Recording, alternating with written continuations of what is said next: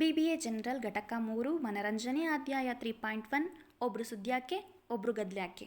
BT Jahnavi ಅವರು ಬರೆದಿರುವಂತಹ ಒಂದು ಹಳ್ಳಿಯಲ್ಲಿ ನಡೆದಂತಹ ಘಟನೆ. ಇದರಲ್ಲಿ ಬರುವ ಪ್ರಮುಖ ಪಾತ್ರಧಾರಿಗಳು ಅಕ್ಕಸಾಲಿ, ಕಮ್ಮಾರ ಹಾಗೂ ನುಂಕಣ್ಣ, ಅವನ ಹೆಂಡತಿ ಕಲ್ಯಾಣಿ. ಅಕ್ಕಸಾಲಿಯ ಗುಣ ಪರಿಚಯಿಸಿ ಅನ್ನುವ ಮೊದಲನೇ ಪ್ರಶ್ನೆ ಇದೆ. ಅಕ್ಕಸಾಲಿ ಚಿನ್ನ ಬೆಳ್ಳಿ ವ್ಯವಹಾರ ಮಾಡೋವನು ಹಾಗೂ ಬಡ್ಡಿ ವ್ಯಾಪಾರ ಕೂಡ ಮಾಡ್ತಿರ್ತಾನೆ. ಆದರೆ ಹೆಣ್ಣು ಮಕ್ಕಳ ವಿಷಯದಲ್ಲಿ ಚಪಲದ ಸ್ವಭಾವದವನಾಗಿರ್ತಾನೆ. ತನ್ನ ಅಂಗಡಿಗೆ ಬರುವ ಹೆಣ್ಣು ಮಕ್ಕಳನ್ನು ಅತಿಯಾಗಿ ಮಾತನಾಡಿಸುವ ಗುಣವನ್ನು ಅವನು ಹೊಂದಿರ್ತಾನೆ. ಇನ್ನು ಕಮ್ಮಾರ, ಈ ಕಮ್ಮಾರನಿಗೆ ಒಟ್ಟು 8 ಮಕ್ಕಳಿರ್ತಾರೆ. ಅದರಲ್ಲಿ 6 ಹೆಣ್ಣುಮಕ್ಕಳು, 2 ಗಂಡು ಮಕ್ಕಳು. ಹೆಣ್ಮಕ್ಳಲ್ಲಿ ಧನಲಕ್ಷ್ಮಿ ಅವಳು ದೊಡ್ಡವಳು. ಆದರೆ ಅವಳ ವಯಸ್ಸಿನ ಎಲ್ಲರಿಗೂ ಮದುವೆ ಆಗಿರುತ್ತೆ. ಆಕೆಯ ಹಲ್ಲುಬ್ಬು ಅನ್ನೋ ಕಾರಣಕ್ಕೆ ಆಕೆಯನ್ನು ಯಾರೂ ಮದುವೆ ಆಗಿರೋದಿಲ್ಲ. ಇನ್ನು ನುಂಕಣ್ಣನು ಕಲ್ಯಾಣಿಯ ಗಂಡ.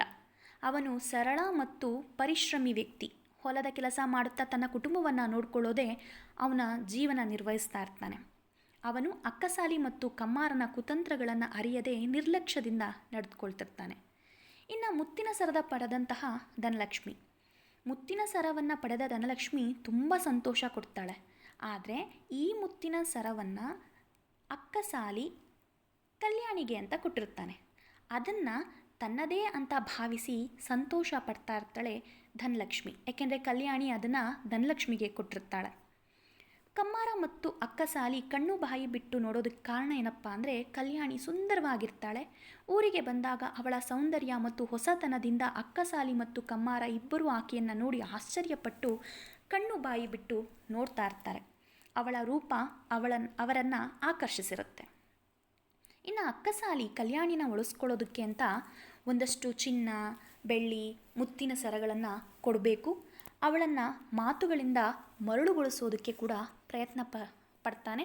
ತನ್ನ ಶ್ರೀಮಂತಿಕೆಯನ್ನು ಕೂಡ ಪ್ರದರ್ಶಿಸಿರ್ತಾನೆ. ಇನ್ನು ಇದ್ಲುಗ್ಗಿ ಬೆಲ್ದಾಲು ಅನ್ನೋ ಒಂದು ಪ್ರಸಂಗ ಬರುತ್ತೆ. ಕಲ್ಯಾಣಿ ಒಂದು ದಿನ ನೀರು ತರೋದಕ್ಕೆ ಬಂದಂತಹ ಸಂದರ್ಭದಲ್ಲಿ ಅಕ್ಕಸಾಲಿ ಮತ್ತು ಕಮ್ಮಾರ ಇಬ್ಬರು ನಮ್ಮನ್ನು ಉಣ್ಣಕ್ಕೆ ಕರೆಯಲ್ವಾ ನಿಮ್ಮ ಮನೆಗೆ ಅಂತ ಕೇಳಿದಾಗ, ಇವತ್ತು ಬೇಡ ಕಣ್ರಣ, ಏನಾನ ವಿಶೇಷವಾಗಿ ಮಾಡಿದ್ದಿನ ಬಂದ್ರಣ ಅಂತ ಹೇಳ್ತಾಳೆ. ಆಗ ಅವಳು ಹೇಳ್ತಾಳೆ, ಇದ್ಲುಗ್ಗಿ ಬೆಲ್ದಾಲು ಅಂತ ಹೇಳಿ ತನ್ನ ಬುದ್ಧಿವಂತಿಕೆಯಿಂದ ಪ್ರದರ್ಶಿಸ್ತಾನೆ.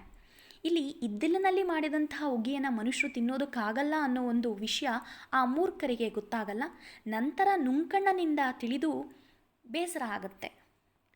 ಇನ್ನು ಧನಲಕ್ಷ್ಮಿ ಅಕ್ಕಸಾಲಿ ಒಲಿಯುವಂತೆ ಕಾರಣ ಏನಪ್ಪ ಅಂದರೆ, ಧನಲಕ್ಷ್ಮಿಗೆ ಮದುವೆಯಾಗದ ದುಃಖ ಹಾಗೂ ಜೀವನದ ಆಸೆಗಳು ಇದ್ವು.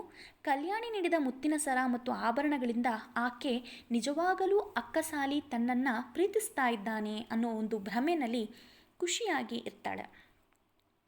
ಕಲ್ಯಾಣಿ ಅಕ್ಕಸಾಲಿಯ ದುರ್ಬಲತೆಯನ್ನು ಅರಿತು ಚತುರವಾಗಿ ಅವನನ್ನು ಮೋಸಗೊಳಿಸ್ತಾಳೆ ಹಾಗೂ ಅವನು ನೀಡಿದ ಎಲ್ಲ ಆಭರಣನ ಧನಲಕ್ಷ್ಮಿ ಅಂದರೆ ಕಮ್ಮಾರನ ಮಗಳಿಗೆ ಕೊಟ್ಟು ಕೊನೆಯಲ್ಲಿ ಅಕ್ಕಸಾಲಿ ಧನಲಕ್ಷ್ಮಿಯ ಜೊತೆಗೆ ಸಿಕ್ಕು ಬೀಳುವಂತೆ ಮಾಡ್ತಾರೆ. ಕಲ್ಯಾಣಿಯಿಂದ ಮೋಸ ಹೋದ ನಂತರ ಅಕ್ಕಸಾಲಿ ಮತ್ತು ಕಮ್ಮಾರ ತಮ್ಮ ತಪ್ಪನ್ನು ಅರಿತು ನಾಚಿಕೆ ಪಟ್ಟು ತಮ್ಮ ಅಜ್ಞಾನ ಮತ್ತು ಮೂರ್ಖತನವನ್ನು ಸೂಚಿಸೋದಕ್ಕೆ ಒಬ್ಬರು ಸುದ್ಯಾಕೆ ಒಬ್ಬರು ಗದ್ಲ್ಯಾಕೆ ಅಂತ ತಮಗೆ ತಾವೇ ಹೇಳ್ಕೊಳ್ತಾರೆ. ಇನ್ನು 10 ಅಂಕದ ಪ್ರಶ್ನೆಗಳು ಕೂಡ ಇದೆ. ಅಕ್ಕಸಾಲಿ ಮತ್ತು ಕಮ್ಮಾರನಿಗೆ ಕಲ್ಯಾಣಿ ಕಲಿಸಿದಂತಹ ಪಾಠ ಈ ಕೆಳಗಿನಂತಿದೆ. ದಯವಿಟ್ಟು ಓದ್ಕೊಳ್ಳಿ. ಕಲ್ಯಾಣಿಯನ್ನು ಒಲಿಸ್ಕೊಳ್ಳೋದಕ್ಕೆ ಹೋಗಿ ತಾನೇ ಬಲೆಗೆ ಬಿದ್ದ ಅಕ್ಕಸಾಲಿಯ ಪರಿಸ್ಥಿತಿ ಕೂಡ ಚಿತ್ರಿಸಿ ಅಂತ ಕೇಳಿದ್ದಾರೆ. ಒಬ್ಬರು ಸುದ್ಯಾಕೆ ಒಬ್ಬರು ಗದ್ಯಾಕೆ ಗದ್ಯದಲ್ಲಿ ಹೆಣ್ಣಿನ ಧೈರ್ಯ, ಸಾಹಸ ಮತ್ತು ಬುದ್ಧಿವಂತಿಕೆಯ ಚಿತ್ರಣವನ್ನು ವಿವರಿಸಿ ಅಂತ ಕೇಳಿದ್ದಾರೆ. ಹೆಣ್ಣಿನ ಶಕ್ತಿ, ಧೈರ್ಯ ಮತ್ತು ಬುದ್ಧಿವಂತಿಕೆಯ ಸ್ಪಷ್ಟ ಚಿತ್ರಣವನ್ನು ಕಲ್ಯಾಣಿ ಸಾಮಾನ್ಯ ಮಹಿಳೆಯಾಗಿದ್ದರೂ ಅವಳ ಅಪಾರ ಆತ್ಮವಿಶ್ವಾಸ ಮತ್ತು ಚತುರತೆಯಿಂದಾಗಿ ಅವರಿಬ್ಬರಿಂದ ಹೇಗೆ ತಪ್ಪಿಸ್ಕೋತಾಳೆ ಹಾಗೂ ಆ ಬುದ್ಧಿವಂತಿಕೆ ಅಕ್ಕಸಾಲಿಯ ಕುತಂತ್ರ ವ್ಯಕ್ತಿಯ ಬುದ್ಧಿಯನ್ನು ಕಲಿಸಿದಂತಹ ಪ್ರತಿ ಕೂಡ ಇಲ್ಲಿ ನಮಗೆ ಕಾಣಿಸ್ತಾ ಹೋಗುತ್ತೆ.